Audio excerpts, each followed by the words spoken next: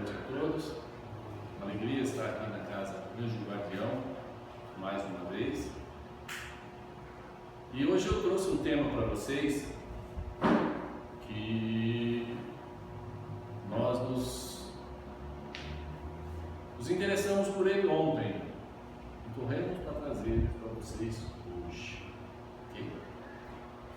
O tema é a consciência. Então o título da nossa palestra é a consciência é o nosso código de leis. A consciência é um importantíssimo instrumento ou uma ferramenta que Deus nos deu para nos auxiliar, para nos ajudar na nossa evolução, na nossa melhoria e impulsionar o nosso aperfeiçoamento. A nossa consciência é como um hacker. Vocês sabem o que é hacker? Hacker, computador. Ela é como um hacker, isso mesmo, que acessa quando quer ou acessa quando necessário o nosso fantástico arquivo de memória. Hacker é definido como um indivíduo que se dedica com intensidade incomum a conhecer e modificar os aspectos mais internos dos arquivos, dos dispositivos, dos programas e redes de computadores. Graças a esse conhecimento, um hacker frequentemente consegue soluções e efeitos extraordinários e até inesperados. E é isso que a nossa consciência faz. Por isso que eu estou associando a nossa consciência a um hacker que acessa os nossos arquivos e aí ele vai vasculhar. E é isso mesmo. A nossa consciência é como um hacker trabalhando lá dentro, como se fosse o quê? Um fiscal sanitário, vigilância sanitária, vai ali, examina tudo, vê se está tudo certo, está tudo dentro das leis. Ou um fiscal do INPC, do INPE, aquele fiscal de agente fiscal de rendas, que vai ver se os impostos estão certos, se está tudo dentro da lei. E frequentemente ele consegue obter grandes soluções, grandes ajudas. Mas eu estou falando que esse hacker, essa consciência, vai acessar para ver se está dentro das leis. Mas que leis? Que leis? Que leis são essas? Nós vamos chegar lá. O nosso arquivo de memória, ele é imenso, ele é incalculável, ele grava ao vivo, isso mesmo, ele grava ao vivo, com uma câmera de alta resolução, porque ele não perde detalhe nenhum. Segundo por segundo, não é? Tem um corte aqui, um corte ali. Não. Tempo inteiro. Full time se fala hoje em dia. Tempo inteiro. E não é só de dia, não. Quando a gente dorme, também continua gravando o que a gente faz durante o sono. Tudo fica gravado. Não deixa escapar nada. Tudo fica gravado no nosso arquivo, tá? Nas nossas lembranças. Além de gravar o que nós vivemos nessa vida, o nosso arquivo de lembranças gravou também o que nós vivemos em vidas passadas. Tudo. Gravou tudo. Tudo mesmo. Sem deixar passar nada. armazenado. Também segundo a segundo, durante todas as nossas vidas passadas. E eu vou mais longe. Não é só sobre as nossas vidas passadas, não. Na época em que estávamos no reino animal, no reino vegetal, tudo isso está gravado. Tudo isso faz parte dessa memória fantástica, prodigiosa, que a gente poderia até dizer que seria esse arquivo do tamanho dessas memórias em computador de última geração? Eu acho que muito mais. Eu acho que muito mais. Né? Será que seria maior do que os arquivos do pai dos burros? Vocês lembram que é pai dos burros? Eu sou dos mais antigos. Pai dos burros era o dicionário. Hoje os mais jovens chamam de pai dos burros o Google. O arquivo do Google é um absurdo. Mas será que lá caberia filme diário, 24 horas por dia, no plano físico e no plano espiritual, em todas as nossas vidas, a todos os momentos, tudo que nós fizemos, tudo gravado? Será que caberia nesse arquivo do Google? Será? Mas também, o que importa isso? Saber se é maior ou se é menor? O importante é que a gente saiba que o nosso arquivo de memória ele é incalculável, ele é infinito, porque ele já faz muito tempo que grava tudo e vai gravar pela eternidade. Mas e as leis? Você está esquecendo de falar das leis, Heitor. Alguém deve estar pensando nisso, né? Enrolou e não falou das leis. Tá bom. Tá bom, minha gente, nós vamos falar delas agora. Todos nós temos na nossa consciência um código de leis. Ou seja, o hacker, que é a consciência, tem um código de leis. Esse código, hoje, ele é imenso.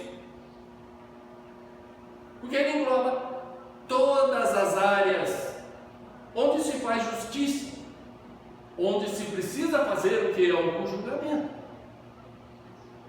Sem códigos, você não julga, você não tem parâmetros.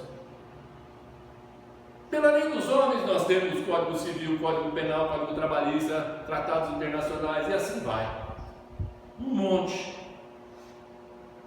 E todos eles têm alguma relação com o código que está na nossa consciência, que é chamado de código moral.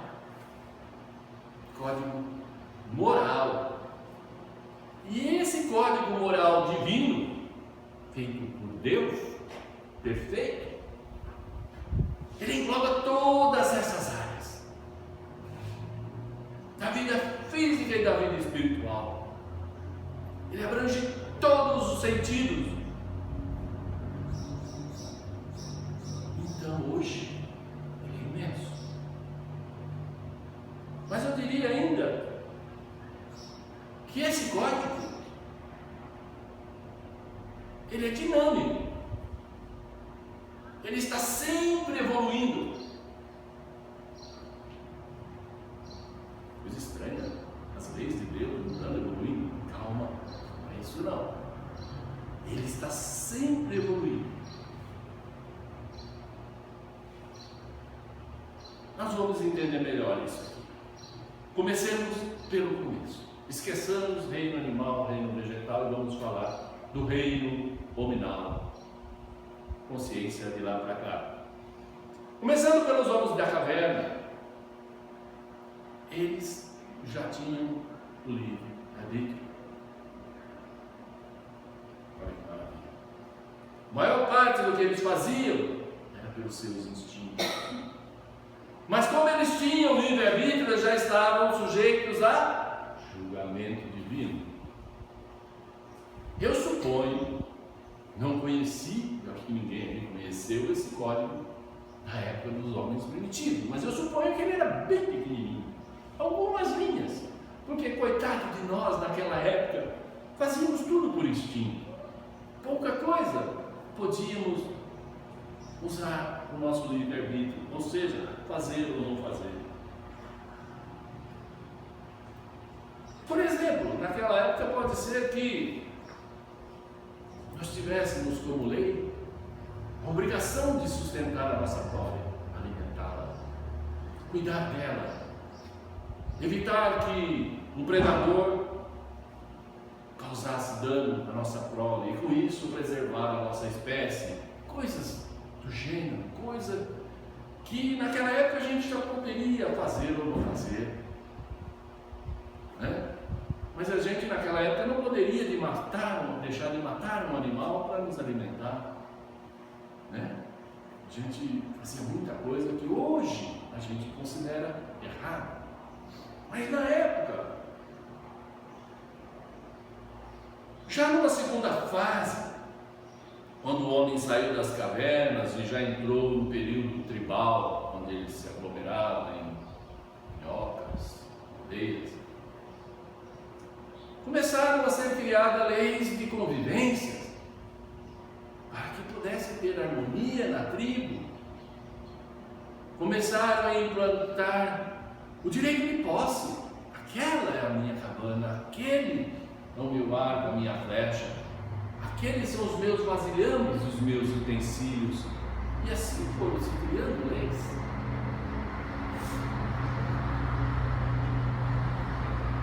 É lógico que esse código moral, como eu disse, dinâmico, ele teve uma alteração do homem da caverna ao homem tribal. Quando os homens passaram a viver em cidades e no campo, tornou-se necessária então a ampliação das leis dos homens, consequentemente, as leis morais. E se nós formos nos estender, vamos projetar, então, em vez de nos estender, vamos projetar as sociedades que tínhamos e as leis que deveríamos ter naquela época e as que temos no dia de hoje. É uma grande evolução, uma grande transformação. O homem, o ser social, teve uma grande evolução, principalmente moral. E esse código veio crescendo, veio crescendo.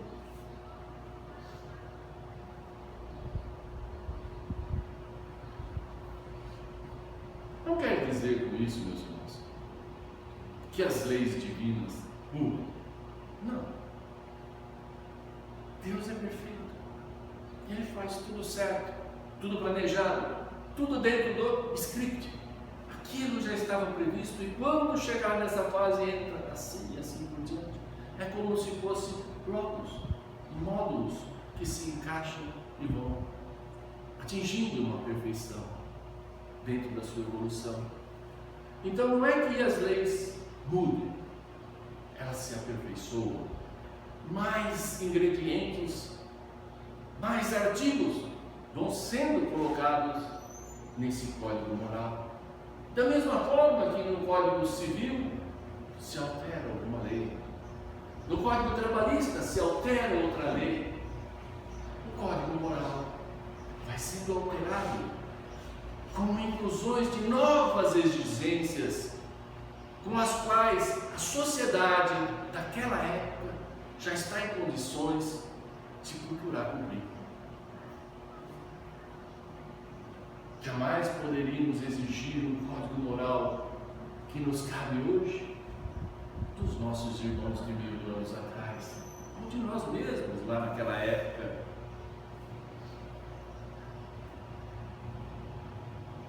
Quando o Espírito faz a regressão perispiritual, faz o esquecimento de parte dessas memórias. Só vai trazer as memórias que serão úteis para essa vida. Senão vai trazer alguma coisa que o atrapalhe. Então ele só vai trazer uma parte dessas memórias. Tá? Pelo Espírito vai ser reduzido para que ele possa se ligar ao lado. Ele fica ligado ao lado do feto. Ele não cabe, ele é maior do que o feto inicialmente. Porque o feto é menor. Aí, à medida que o feto vai se desenvolvendo, ele vai desligando, ele vai se ligando cada vez mais. Mas quando está sendo feita essa redução perispiritual e vai se colocar esse arquivo de memórias com alguma coisa meio que bloqueada, lá na câmara de reencarnação dispara uma janelinha do Windows da câmara de regeneração. A janelinha apita, plim, plim. Todo mundo fica alerta e vai ver o que é. Aí vem uma frase na janelinha dizendo assim: esse arquivo do código moral é incompatível com esse ser ou está ultrapassado. É necessário baixar a versão 3.01x. Aí eu aperto o botãozinho e lá se vem um código moral mais atualizado para nós. Simples assim.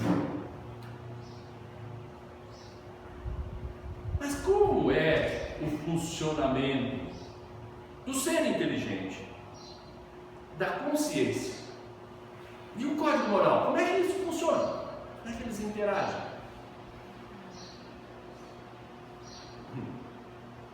Vocês já viram? Creio que sim, que eu já vi. Todos nós já vimos. Aqueles espíritas, nossos irmãos, que morrem de medo de ir para o umbral. Eles tremem de medo, não querem ir para o umbral de jeito nenhum. E por isso, o que eles fazem? Evangelho embaixo do braço. E que mais? A todo instante, a qualquer momento que cabe a frase: eu sou 100% Kardec. Ele fala, achando que isso vai garantir a ele a não ida para o umbral. Ou também aqueles nossos irmãos evangélicos que também colocam uma Bíblia e vão bater de porta em porta, achando que apenas pregando também vai evitar o inferno. Mas você sabe onde que eles aprenderam isso? Com o hacker. O hacker é igualzinho.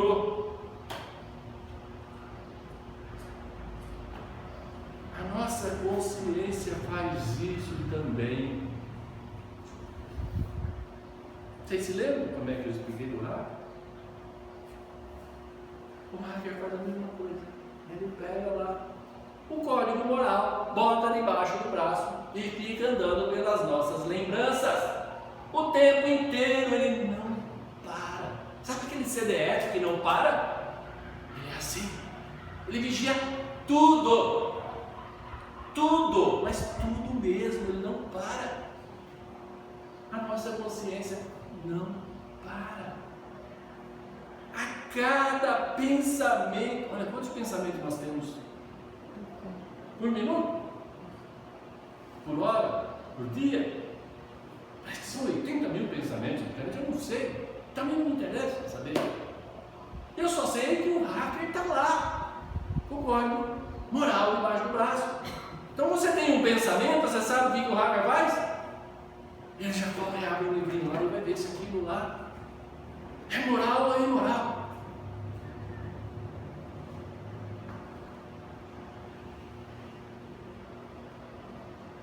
Imagine assim, você está aqui, entra a Dona Maria. Aí a Dona Maria entra. E eu penso assim, nossa, a Dona Maria está gordinha. O que o hacker faz? Gordinha, gordinha, gordinha, gordinha, gordinha. Gordinha passa. Se fosse gorducha, não. Pensou gordinha, passa. E vai, dessa vez eu passei. Saio daqui, pego o carro, vou pelo trânsito. Chega lá embaixo do semáforo. Na hora que eu estou chegando, ele fica vermelho. Eu olho para o lado, não tem ninguém, não vem nenhum carro, olho pelo outro, ninguém está vendo. O que eu faço? Passo o sinal vermelho. Não é verdade? O que o hacker faz? Ele vai para levar, chega e vem para tudo de lado, ele é rápido. Sinal vermelho. Isso é infração. Ele já age imediatamente. Ele já joga uma adrenalina na gente, alertando que nós estamos cometendo infração e que está dentro do nosso código moral. E a gente vai sentir o quê? Pela adrenalina? Friozinho na barriga. Não é isso que acontece? Aí a gente sente aquele frio, olha para um lado, olha para o outro. Será que alguém viu? Será que alguém anotou a chapa? E segue em frente. Mas o hacker não se segue. Ele continuou fiscalizando. Dali uns dias, ele passa de novo, lembra aquela lembrança que está lá, o sinal vermelho. O que ele faz de novo? Outra dose de adrenalina, daquele friozinho na barriga da gente de novo. Por quê? Porque a gente lembrou que a gente passou o sinal vermelho. E será que vai vir uma punição? Será que vai vir uma multa? Vai passando o tempo. Vai passando o tempo. E não veio a multa, não veio a infração. A gente pensa então que aquele erro vai passar batido. Não vai acontecer nada. Não é assim que a gente pensa? Pois é. Isso não vai passar batido, não. Não vai passar batido, não. Vocês se recordam daquela câmera de alta resolução, filmando tudo o tempo integral, segundo por segundo. Pois é, está tudo gravado ali, na nossa memória. E o hacker não para, enquanto infração por infração não for paga, resgatada, uma por uma.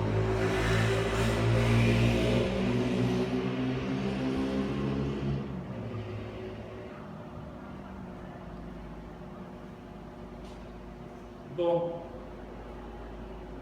a gente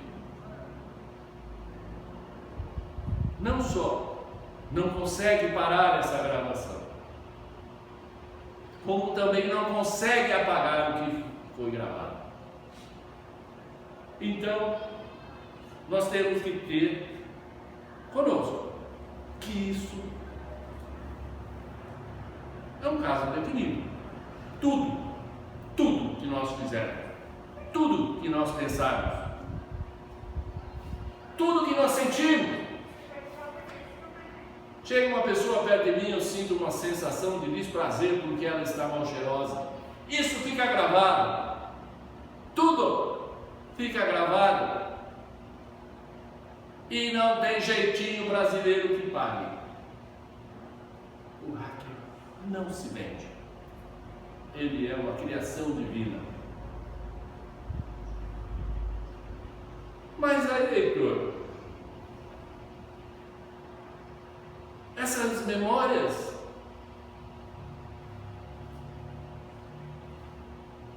vão parar onde? Calma. Então, quando nós partimos dessa vida, deixamos essa vida e vamos para a vida perispiritual, a verdadeira vida. Levamos conosco o quê? Aqui, um baú, dentro do nosso coração, o nosso patrimônio moral. Aqui vai amor, caridade, compaixão e tudo mais. Mas também vai raiva, ódio, inveja, ambição, vai tudo, vai nessa caixa. E na caixa de cá vai a nossa memória, as nossas lembranças. Vai a nossa memória e as nossas lembranças. Onde cada lado. E aqui vai o ser inteligente, carregando seus dois baús. Isso é o que vai fazer com que ele evolua. Aqui está a riqueza desse ser inteligente. Mas vocês não esquecem de uma coisa, sabe quem vai junto também? O hacker. O danadinho do hacker vai junto, ele não fica aqui não.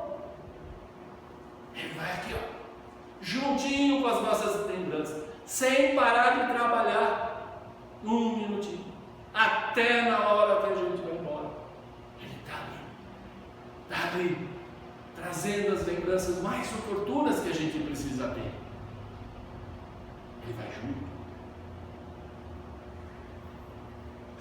Mas então, a loja aqui, não no corpo perispiritual. Como é isso? Todo mundo fala que as memórias vão se alojar no nosso corpo espiritual, ou seja, no nosso perispírito. Correto? Está certo isso? Não, gente, não está. Não está certo. Não é bem assim, é parecido. Isso não está correto. O nosso perispírito, para que nós entendamos melhor, eu vou dar um exemplo. Ele é como se fosse a tela de uma televisão, uma tela de plasma. Tá? E transmite tudo aquilo que lhe é enviado. Tá bem? Nosso perispírito é como se fosse uma tela de televisão e tudo que lhe envia, ele transmite. E é então nessa hora que a nossa consciência atua. E olha ele de novo, ok? O hacker nessa hora é o dono da situação. Ele deita e rola. Ele é como se fosse aquele diretor de programa de TV que tem que mandar para o ar tudo que está no script. Deus mandou, ele manda. Deus falou que é para fazer, ele faz. Ou seja, o hacker manda para a nossa tela de plasma, ou para a nossa imagem visual, ou seja, o nosso perispírito. Tudo que ele encontra de certo ou de errado dentro das nossas lembranças. Como é que manda isso, Heitor? Bom, ele vai lá. O que ele faz? Encontrou o quê? Encontrou um crime. Crime vermelho. E tasca ali no perispírito uma tinta vermelha. E bum, vai aquele borrão vermelho. Não, mas o crime é bárbaro. Vermelho escuro. Aí ele continua andando. Aí ele encontra o quê? Um roubo. Opa, roubo é crime. Tinta marrom. Ah, mas é um roubo com violência. Marrom escuro. E taca ali tinta. Atingindo o nosso perispírito. Mas não nossa oração. Daqui a pouco ele está andando. Ele vê que numa das nossas vidas teve o quê? Teve um suicídio. Gente, eu me arrepio quando eu ouço falar de suicídio. É o pior de todos os crimes que nós podemos cometer. Muito mais do que matarmos uma ou duas pessoas. Porque nós temos a obrigação de preservar esse corpo que Deus nos deu. E nós não só cometemos um assassinato, como também não cumprimos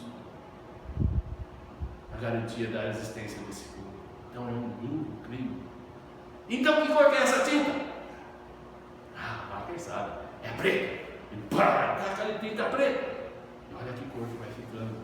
Vermelho escuro, marrom escuro, preto. Olha a cor do nosso perispírito. E tá, e vai lá, vem no seu trabalho incansável.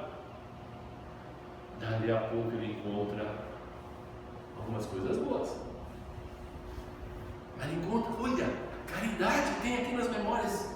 Ele fez caridade, o que ele faz? Taca ali tinta amarela. Mas ele fez muita caridade, bastante tinta amarela. Aí ele continua andando. Nossa, mas o cara ele fez as coisas erradas, mas ele é muito bondoso. Olha como ele é bondoso. Ah, é bondoso? Então, tinta azul. E vai atingindo esse perispírito. E vai atingindo. Ah, mas esse irmão tem amor ao próximo. Ele tem amor ao próximo. O que o Rafa faz? Olha, amor ao próximo. Opa, cor lilás. Cor divina. Bum, taca ali lilás. E aí, gente, assim vai se formando, vai se criando a imagem do nosso perispírito. E qualquer um que observar no plano espiritual vai saber, em resumo, o que somos e o que fizemos. Se a nossa memória fosse armazenada no nosso perispírito, vou dar uma prova para vocês por que não é gravado no perispírito. Se a nossa memória fosse armazenada no nosso perispírito, quando o ser inteligente, o espírito, ou a alma, ou seja lá o nome que quiser dar, quando ele for deixar esse mundo e for para um mundo mais evoluído, o que aconteceria? Lá naquele mundo ele não pode usar esse perispírito, porque os fluidos são diferentes e as vibrações são diferentes, e esse perispírito não é adequado.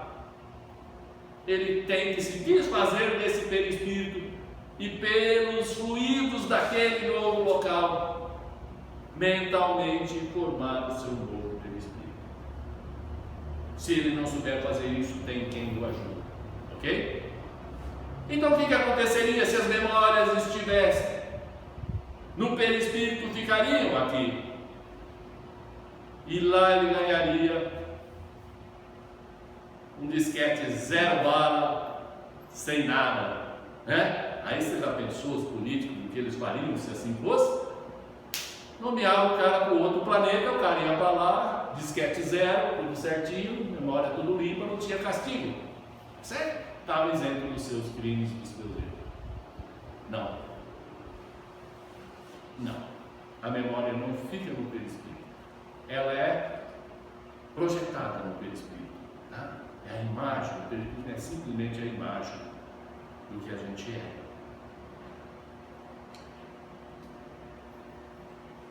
Mas dependendo da formatação que ficou no perispírito, também será a vibração.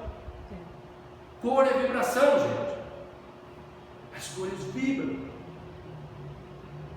E a vibração desse espírito vai estar em consonância com as cores desse perispírito. E assim ele só se sentirá confortável num local de vibração apropriada. E que os seus semelhantes com quais ele vai conviver também tivessem uma imagem, uma vibração aproximada da dele.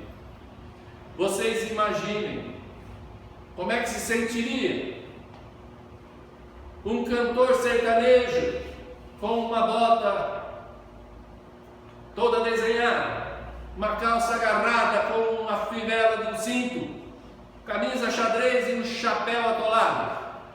Se ele tivesse que conviver num ambiente como um teatro municipal, onde todos usam smoking e as músicas sendo tocadas por uma orquestra filarmônica, como é que ele se sentiria ali? Um palhaço, envergonhado. Não é isso? É se sente quando a gente está fora do nosso local. É assim que nós nos sentiríamos se estivéssemos hoje indo morar no mundo evoluído. A gente se sentiria um maltrapilho, porque o nosso perispírito seria feio demais comparado com os deles. Aceitou? Se é assim, então Deus castiga. Como que Deus fala que Deus não castiga? Se é assim, Deus está castigando. Não, claro que não. Deus nunca castiga, nunca.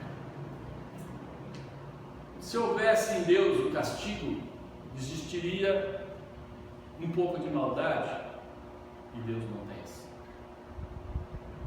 Deus é a bondade infinita. Nem mesmo julgar, Deus não julga. Deus faz as leis. E cabe a nós escolhermos, com o nosso livre-arbítrio, se queremos seguir ou não. Como queremos nos comportar. Isso eu não chamo de maldade, isso eu chamo de bondade. Você faça o que você gosta. Maldade é eu te obrigar a fazer aquilo que você não quer. Só que se você falar que gosta de brincar na lama, eu falo, vai. Olha eu dando uma de Deus aqui. Vai, brinca na lama. Mas aí depois você reclama, mas Deus, eu estou ficando sujo. Vai, essa é a lei.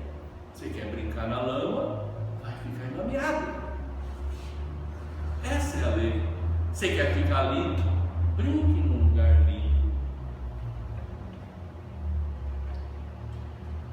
Então quer dizer que se nós caminharmos fazendo apenas o bem e espalhando o amor, o nosso perispírito então será colorido como se fosse um dos mais belos trajes, que só terão cores celestiais. Mas, meus irmãos, se nós, ao contrário disso, caminharmos na contramão, né? Teremos como vestuário a imagem que melhor identificar o nosso patrimônio moral. Por isso, meus queridos irmãos, às vezes, aquela roupa te marca. Ouçam bem isso, meus irmãos. Meditem sobre isso. Às vezes, aquela roupa de marca, magnífica, linda, cara, caríssima, que a gente compra e fica apertado aqui na vida da terra. E em virtude dessa alta despesa, a gente não consegue fazer a caridade. A caridade de agasalhar o maltrapilho. Essa compra pode também, ao mesmo tempo, meus irmãos, ter comprado uma roupa esfarrapada para ser usada por nós na vida espiritual futura.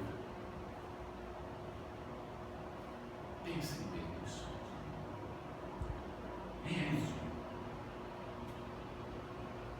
A estrada chamada caridade, que Jesus nos ensinou, ela é maravilhosa. Basta que saibamos enxergar nela sua beleza. Ao mesmo tempo, a lei de Deus, ela é bondosa, ela é generosa, mas basta que para isso usemos o nosso livre-arbítrio para fazermos ao próximo aquilo que nós queremos que Ele faça para nós mesmos. Que Deus nos abençoe. Que Jesus nos abençoe.